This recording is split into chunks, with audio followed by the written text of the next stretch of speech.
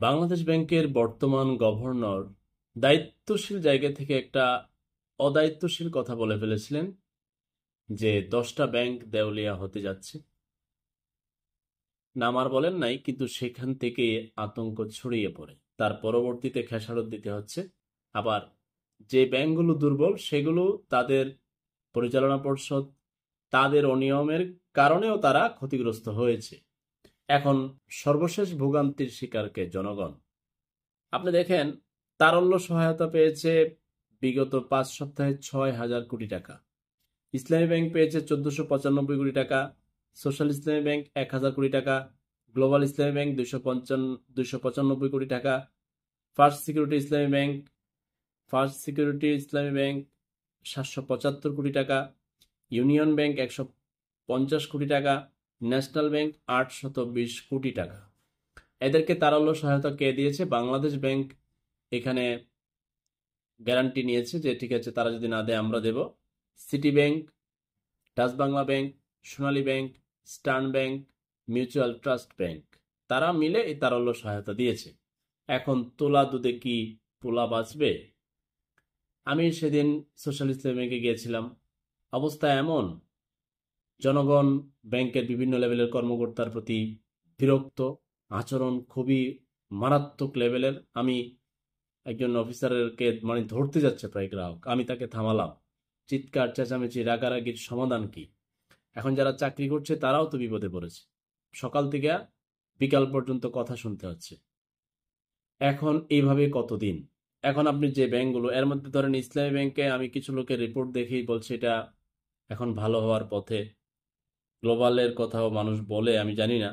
কিন্তু সোশ্যাল ইসলামী bank, first security, union, national, এগুলো প্রচণ্ড খারাপের অবস্থায় আছে।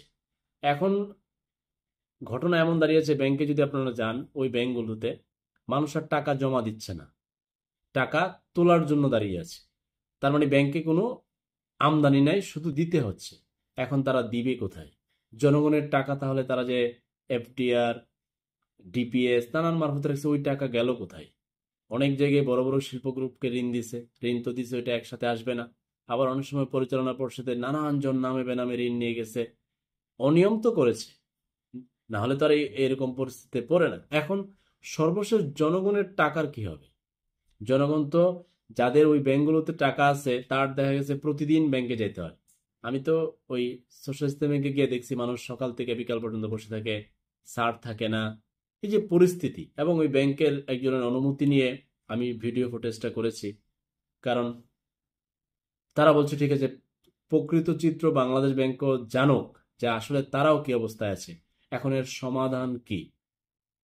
এখন এই ব্যাংকগুলো যাদের বড় বড় শিল্প গ্রুপকে ঋণ দিচ্ছে, সেই ঋণ খেলাপির তালিকা ধরে সরকারের সহযোগিতায় ওই শিল্প গ্রুপের, তারা তো ঋণ নিচ্ছে, টাকা পরিশোধ করবে না। যদি না দেয়, ঋণ খেলাপি হয়ে থাকে, তাদের সম্পদ বিক্রি করে ব্যাংকে দাও।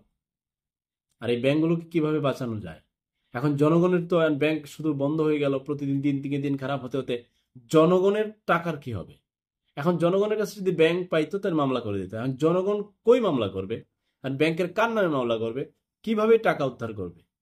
ব্যাংক এখন তার ক্যাশে তো টাকা নাই। এখন কর্মকর্তাকে যত খারাপ আচরণ করেন, টাকাটা ওরা দিবে কোত্থেকে? এখন তাদেরকে প্রেশার, তাদের সাথে কথা বললাম। এখন বলছে ভাই, আমাদের এখানে যে আমদানি না হয়, আমরা যেগুলো কালেকশন করে আনি, এর বাহিরে পরে আমরা কি করব? তাই তো কথা। এখন বাংলাদেশ ব্যাংক খুব ঠান্ডা মাথায়, বাংলাদেশ সরকার, বর্তমানে অন্তর্বর্তীকালীন সরকার খুব ঠান্ডা মাথায় এটা দেখতে হবে। এখানে লাখো জনগণের হাজার কোটি টাকার খেলা, লাখ কোটি টাকার খেলা। এক এক ব্যাংকের এক এক শাখায় মানুষ পেরেশান। আমি গেছি, অনেকের সাথে কথা বলছি, খুবই বাজে অবস্থায় আছে। এখন ব্যাংক বন্ধ না হোক, চালু থাকুক, কিন্তু চালু রাখতে গেলে কি করতে হবে? ব্যাংকিং আইডিয়া তো আর আমার কাছে নাই। খুব দ্রুততম সময়ে বসতে হবে। দিনকে দিন খারাপ হতে যাচ্ছে।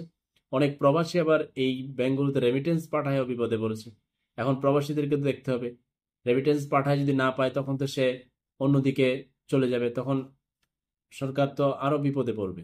সুতরাং এটা খুব গভীরভাবে দেখা দরকার যে এই ব্যাংকগুলোকে কিভাবে জীবিত করা যায়, কিভাবে আহ, লেনদেন স্বাভাবিক করা যায়, মানুষের আমানত ফিরিয়ে দেওয়া যায়।